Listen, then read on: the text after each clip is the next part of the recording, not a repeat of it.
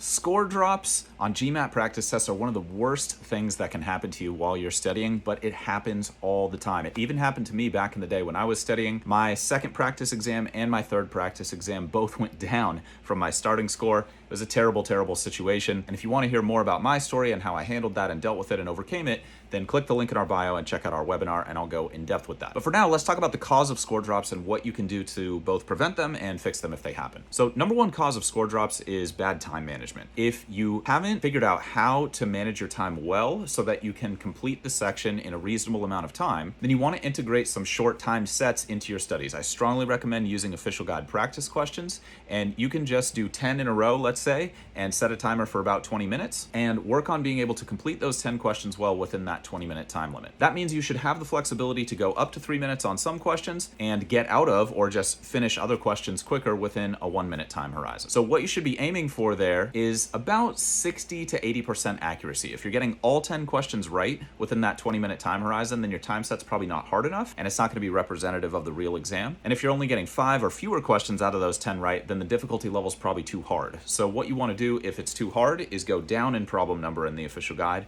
And if it's too easy, you want to go up to higher problem numbers and higher difficulty levels until you find that sweet spot where you're about 60 to 80% accuracy on average. That's about the place most people are going to land during the official exam. That can be confusing because 70% accuracy isn't really that great on other tests that we're used to taking. So if you want a little bit more instruction about how the GMAT scoring algorithm is different and why 70% is actually great on the GMAT, then again, click the link in our bio and check out our webinar, and I'll have an infographic and help you understand that a lot more easily than it would be to explain it in a short reel. Now, if your timing is good enough or you've fixed your timing through practicing those time sets I just talked about, the second biggest cause of score drops is missing questions you know how to do. This is particularly common on the math section, and it's very addressable. It just takes some time and some intentional repetition. What you want to do is you want to go back to your practice exams and your practice questions, and you want to make a specific list of questions that you did know how to but got wrong. And you want to reflect on those, and you want to come up with some new habits that you can implement on future questions to keep those mistakes from happening. This can take some time and it can take some experimentation because it's not always immediately obvious how to fix those things. But eventually, if you iterate enough times, you will figure out how to stop doing calculation errors, how to stop reading too fast, how to stop being too stressed during the exam. And if you need help with any of those things, just shoot us a message and we'll be happy to advise. But if you want to handle it on your own, that's fine too. Fix your timing and you stop missing questions you know how to do, then at least your score should reflect your ability levels or your current level of knowledge. Now, the less common but still frequent enough that it's worth talking about reason that scores go down is you don't have a robust enough review process. So the stuff that you covered a week ago or a month ago or 2 months ago isn't fresh enough in your mind, and you're not really able to strategize quickly even though you recognize certain things that you've studied already. It's a very simple fix to keep that from happening in the future. What you want to do is keep a list of questions that contain concepts that are important that you know you should revisit or you'll forget them,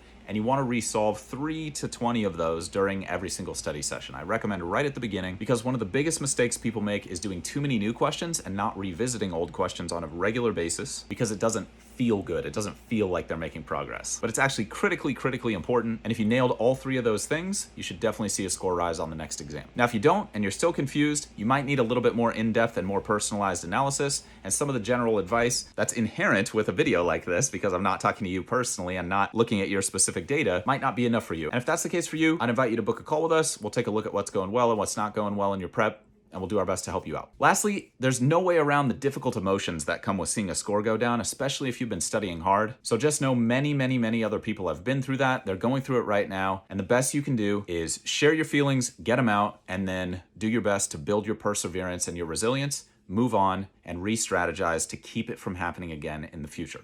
We're all gonna make mistakes, and making mistakes a lot of times is how we learn, but repeating mistakes is how we fail. So it's not a crime to make a mistake, you just wanna keep that mistake from happening to the best of your ability. And even if it happens a couple times like it did to me, as long as you fix it eventually, you'll be good to go, and you'll be able to make your dreams come true, which is what this is all about.